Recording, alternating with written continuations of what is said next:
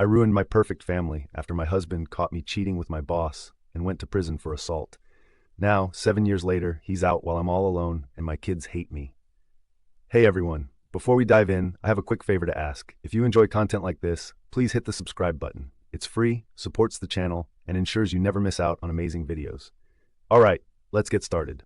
I'm a selfish person. At least that is what I say to myself repeatedly, almost every night when I hear the silence in my home. My children aren't here. My ex-husband hates me, with good reason. My immediate family is divided, and I never stopped hating myself for what I did. My selfish act happened in 2015. I had just turned 39, and I admit I took my ex-husband for granted. My ex always told me that I was beautiful on a daily basis, always wanted to have sex, always took care of me and treated me like his equal. He never treated me like a queen or a princess. I was his partner. We'd been married for 20 years by that time, high school sweethearts, each other's one and only, and it felt right. My family loved him, my brother looked up to him, and my ex helped him through a lot of tough situations. My ex was the one people called when they were in trouble, and he helped them. He was a good man. Through the years, I gave him 2 headstrong boys at the time of this. They were 18, 16, and twin princesses, 13. I gained weight and felt self-conscious, and he would tell me that I was beautiful. Our arguments were always few and far in between. We talked everything out, but when we did argue, it was usually about sex or lack thereof on my behalf and the things I refused to do in bed. It wasn't as if I didn't want to do them, it's just that I wasn't in the mood, and he understood. When I turned 39, my birthday party revealed the new me. I spent all year in the gym doing yoga and Pilates. My effort took me from being 180 to 135, and for me, it was an amazing transformation. I've always been a chubby girl, so to have a body that was tight and fit was a new experience. My ex-husband also went to the gym with me, but not as much. However, he went from 260 to 225 and was starting to shape his body. My ex-husband couldn't keep his hands off of me, but for some reason, I still wasn't in the mood. It's not like he didn't try. We went to dinners, danced, and did regular walks.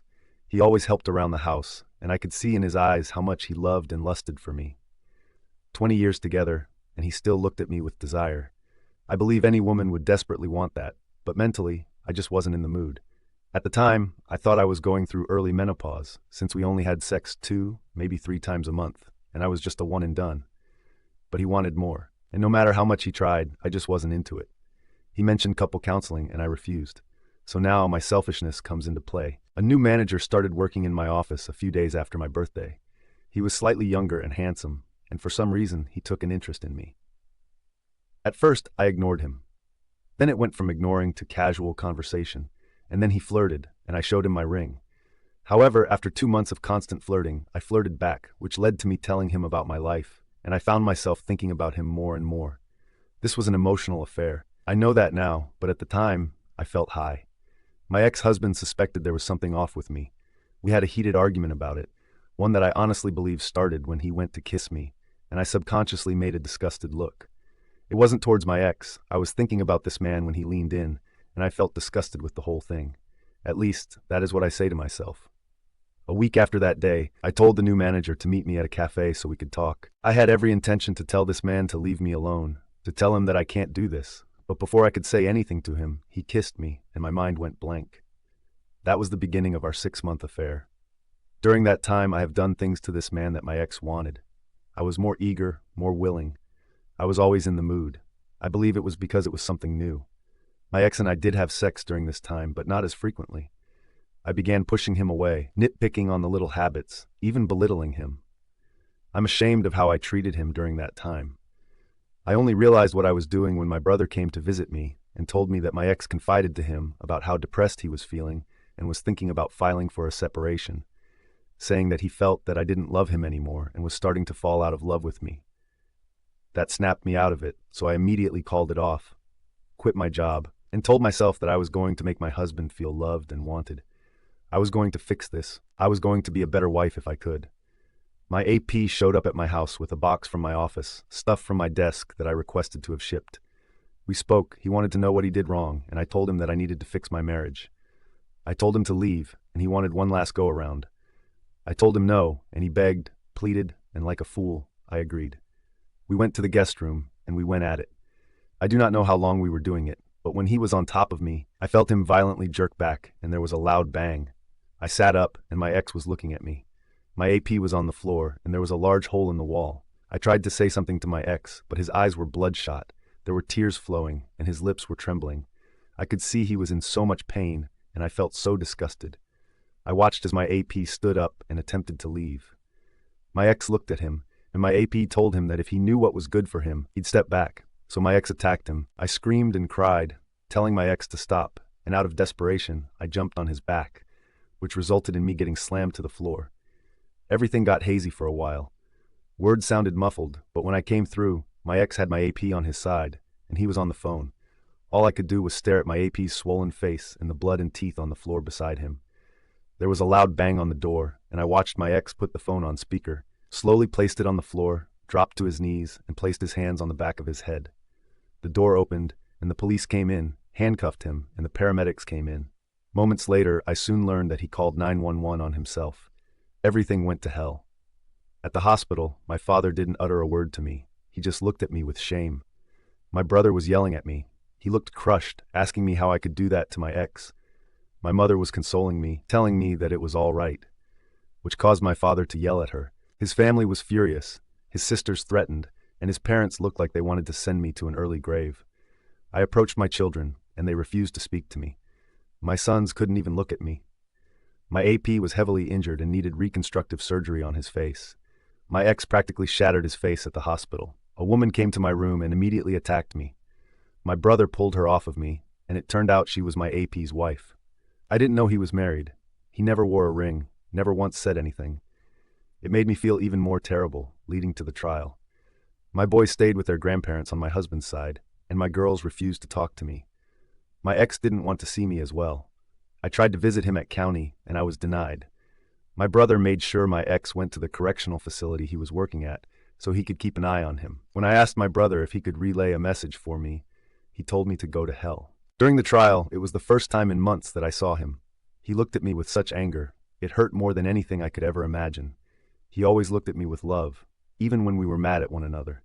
He always looked at me with love. But during that trial, it was hate, and I needed to excuse myself so I could cry in the restroom. As the days went by, I was forced to recount my affair in every detail for all to hear. When I told them how long it was, my ex looked crushed, and my father stood up and walked out of the courtroom. During my ex's testimony, I learned that he came home to surprise me with lunch and a weekend trip for two to the Catskills. He had a full romantic getaway planned, only to walk in on us, and he reacted. He stated when the AP ordered him to step aside, he snapped and beat him, only to stop when he tossed me off him. He quickly called 911, and hearing the recording at the court hearing, the pain in his voice, his sobs as he did what the operator told him to do, it was so crushing. The AP couldn't verbally testify and was heavily medicated, so they used images of what he looked like, which turned my stomach because I was responsible for all this. My ex smashed his eye socket, cheekbones, and destroyed his jaw. They stated that there were bone fragments too small to piece together. My ex was charged with a third-degree felony and sentenced to 7 years, which caused my sons to shout and protest, and my daughters and his family to let out a wail that haunts me to this day. That first 3 months were torturous. I was sued by my AP's STB ex-wife for alienation of affection. My ex filed for divorce. My eldest moved out. My other son stayed in his room, and my twins were rebelling hard. My former sister-in-laws attacked me in the middle of Price Chopper. His mother spat in my face when I tried to apologize to her. My father and brother refused to speak to me. Eventually, I needed to find a new job. There was no money coming in, and I nearly went through the savings, but I was pretty much blacklisted in my field. It was bad publicity for the accounting firm, so I started working in retail and worked as a seasonal H&R block adjuster during the tax rush. I almost lost the house. My ex refused to allow me to visit him, and every letter was returned. Crying in the shower became an almost daily occurrence. My parents almost separated because my mother constantly defended me. My brother refused to acknowledge me. Even my friends, whom I had since grade school, were divided. Soon I began to have thoughts of ending things, of picking up my belongings and disappearing. The guilt was so heavy. Eventually I saw a therapist, and she scolded me, told me that I just got comfortable with my ex. I didn't see him as a husband. I saw him as a friend with benefits, and I treated him as much. She's right, I did. I got too comfortable with him. I saw him as a companion, yet he saw me as his wife, the mother of his children, the woman he loved and desired. I took him for granted. Almost a year went by, a year of silence from my children. When I cooked dinner, they would collect their food and go to their rooms, refusing to even look at me. I did have a few meltdowns, begging them to say something to me, but nothing. My brother got married, and I wasn't invited. My kids were.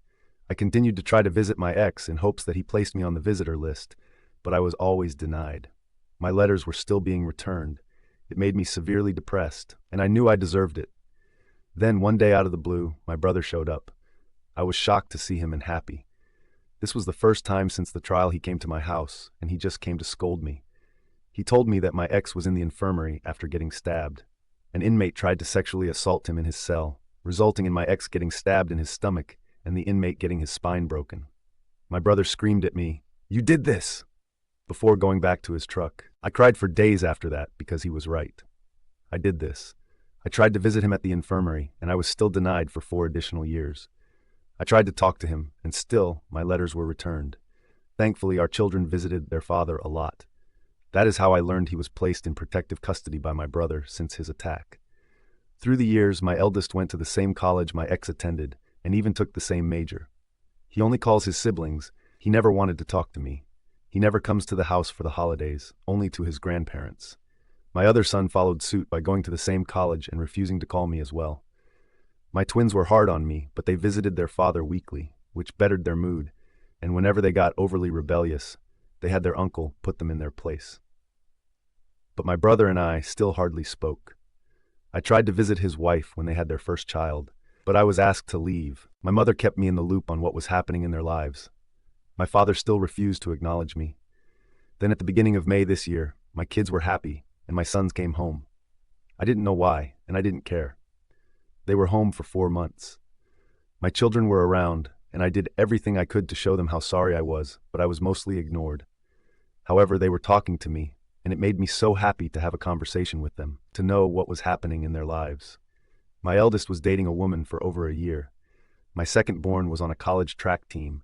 Even my girls began to talk to me again, and I hated myself even more for what I did to them. Seeing them smiling again, joking, and eating dinner together, I missed it so much. At the end of August, I was all gearing up for the twins' first day of their senior year, which also falls on their 18th birthday. I expressed my excitement over their birthday party, told them what I was planning to do, and without hesitation, my girls asked me if we could do it on a different day. It confused me because I thought we were starting to get better. When I asked why, one of them said, "Because Dad is throwing us a party, and I don't want you near him." That comment shocked me. I asked when their father was released, and they said he got out at the end of April for good behavior. I cried because he was out, and it broke me a bit more. They were around more because he was out. They were happier and cheerful because they had their father back in their lives. It wasn't because we were starting to heal. They had him back. I asked where he was staying, and they told me that he was staying with my brother. I tried calling. I needed to talk to him, but he refused. I tried going over, holding all of the letters that were returned through the years, and I saw him briefly through the door crack. I shouted out his name, and I was asked to leave by my brother. I handed him the letters and left. When I got to the driveway, I heard his voice. I turned around, and he was walking toward me. I instantly started crying and went to hug him, and he handed me back my letters. "You forgot this," he coldly said to me, and I cried, watching him walk away. I begged him. I pleaded for him to just talk to me, and he just walked back into that house. My children were staring at me by the door, and they all had no love in their eyes for me at that moment. I realized that my children were just tolerating me. However, I still want to fix this. I want to tell them how selfish I was. I want to tell him how much I missed him, tell him that I am so sorry for destroying what we had. So I'm trying to still push through my daily life. I learned from my mother that my AP's ex-wife was visiting my ex 2 years ago, and she's been coming around to see him. I don't care, really. I just want him to somehow forgive me. I want him to talk to me. I want him to be beside me. I want him to look at me the way that he used to. I want my kids beside us. I just want my family back. Yet I know I don't deserve it. Even by some miracle, we become one again. It will never be the same. I was selfish, and I wish I could take it all back. This is a response to my mother's post. My selfishness ruined my family on support for Wayward. I'm a regular on Reddit, so I'm using a throwaway because I really don't want any of the people I know in my social life to know that this is me. I strive to keep my past a secret. My college friends don't know that my dad was in prison, nor do I care to tell them. So when I walked around campus and heard a lot of people talking about this post and sharing it, it brought back a lot of emotions that I have been trying to overcome. So I looked it up, and there was enough information provided to know that it was about my family, and it angered me. I reached out to my mother, who began with the damn waterworks, and I yelled at her. When I went to see my dad and told him what I did, he yelled at me. My father is a good man. He only yelled at me for cursing. My mother tells me that I may not love my mother, but I need to respect her. It's hard to respect someone like that. My father always struggled. He would drill into our heads that we should be grateful for growing up in an area where we wouldn't get attacked for getting good grades or getting caught reading. The kids were jumpy for wanting white things, like going to college. He told us it was like that for him in the South Bronx. My aunts told us how he joined a gang at 13 just so he could be left alone while he went to school. When he was 15, his father passed away from cancer, and my father had to be a surrogate parent to his 2 sisters since there was no life insurance. He worked and did what he had to do in order to help pay the rent and put food on the table while still attending school. My dad said it was fortunate that his mother remarried a good man, and they moved to upstate New York for a better life. From what my uncle told me, he and his friends thought my dad was weird. It was the 90s, and my dad walked into school with really baggy clothing and a Puerto Rican flag shirt, and they decided to mess with him. My uncle said they didn't expect my dad to instantly fight them, and he kicked their asses, but instead of walking away, my dad helped him up and asked if he wanted to skip school, share a 40, and talk things out. My uncle said when my dad did that, he knew they were going to be friends, and they started hanging out. He introduced him to my mom, and they hit it off. They went to the same college, and by the end of their freshman year, they married. Growing up, my parents were the lovey-dovey couple. They were always holding hands, kissing, and it was really embarrassing. Even at the start of my senior year, when everything went to hell, he was acting like a teenager when it came to my mom. He loved her, respected her. I can honestly say he never placed her on a pedestal. He would lecture me that a woman will not respect a man who places them on a pedestal. When I asked why, he said because they will always be looking down on you. My dad told me that his father and stepfather had the same mindset. You treat your wife as your equal.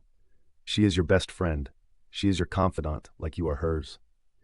My dad had his quirks. He was a big guy and always joking, 5'11", 260 pounds, and despite being heavy, he was very active. I used to love it when he would sing to my mom. We all did. He would serenade her. He would buy her flowers and write on the card, "Because it's a Thursday and I was thinking about you." He wrote her the occasional love letter and would defend her honor when someone was rude or disrespectful to her. He always told her how beautiful she was. My dad showed the girls what kind of man they should have in their lives. When it came to my uncle, my dad was always there for him, even when everyone thought he was a lost cause. My dad never gave up on him. As my grandfather once said, knock the stupid out of him and leave behind the man he was supposed to be. That phrase always made me laugh. My dad showed me how a man, a friend, and a husband are supposed to act, and my mother, before her affair, always loved my dad. He always supported her and encouraged her.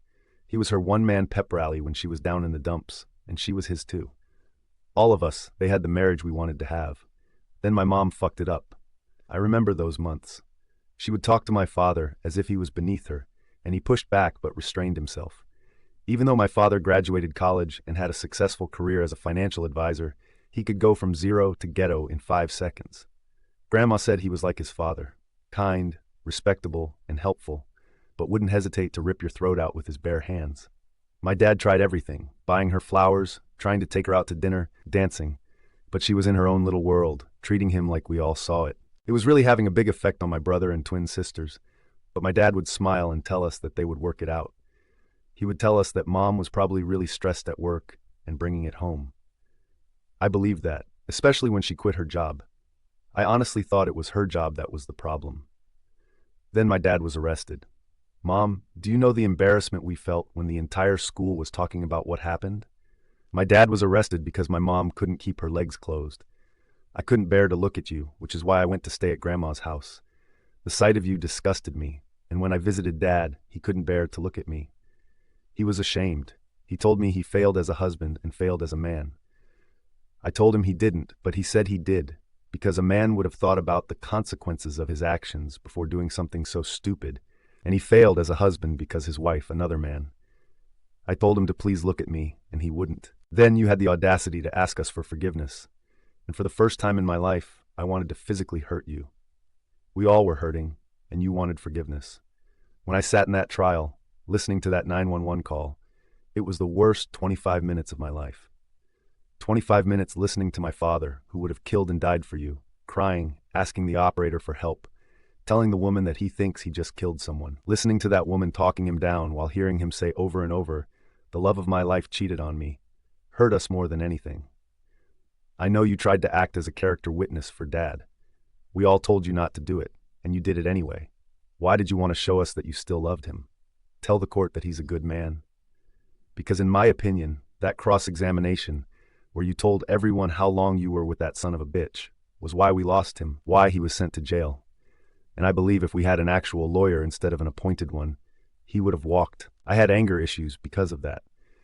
My brother became a closet alcoholic.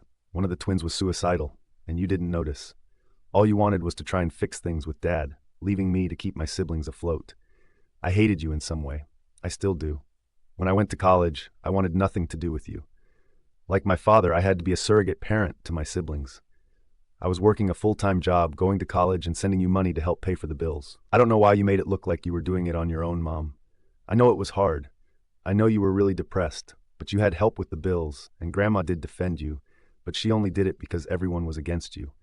At least that's what the twins believe. When Dad got stabbed, I almost had a nervous breakdown. I just saw him that day. I was poking fun at how muscular he got, and we had a good laugh on what Dad called the prison body plan. He made it sound like a fun commercial. I was halfway back to school when I got the phone call. I nearly crashed the car because my brain turned off. It was hard for everybody. I didn't tell anyone this, but I sat outside the Sob's apartment. I wanted to hug him up so badly, but when I saw him walking with that cane, I remembered what Dad said and drove off. As the years passed, Grandma died, then Grandpa, a few days later from broken heart syndrome, and Dad couldn't attend the funeral. Did you know that both his sisters got married in the waiting area just so he could give them away? The damage you've done to all of us is tremendous, and it didn't help that you kept asking us to forgive you, to give you another chance. You never gave us room to comprehend, to heal. You just kept asking, and all I see is that you wanted to make yourself feel better. You didn't give a damn. You didn't try. You just gave us space and acted as if we were supposed to suddenly act like we were normal again. Yes, you did try in the later years, but you didn't during the time you were supposed to, when it was the most important. When Dad got out, he told us to start talking to you, told us that you're a good mother to us, and therefore we should show you some respect. So we did, and it made you happy for a while. I remembered what it was like not to hate you. Dad was having issues trying to find work at first, but one of his old clients hired him. I didn't expect the twins to throw that bomb at you. Dad did not want you to know he was out, so when you appeared, it really bothered him. He threw up after he spoke to you. He said the very sight of you sickened him. As for your statement in your post about that ex-wife coming to see Dad, she's been coming to see Dad weekly for over 3 years, and they've been spending time together since he got out. So please stop building a castle in the sky of the two of you getting back together. If you want to talk about this, call me. You want to fix things with your children? Call me. What you did last week, posting what is arguably the worst moment in our lives, is pure selfishness, as your title suggested. I told Dad about this, and he doesn't care. He said you're just the mother